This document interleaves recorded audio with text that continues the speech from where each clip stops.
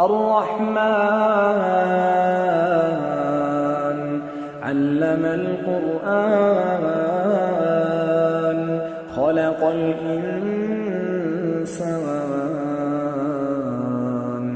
علمه البيان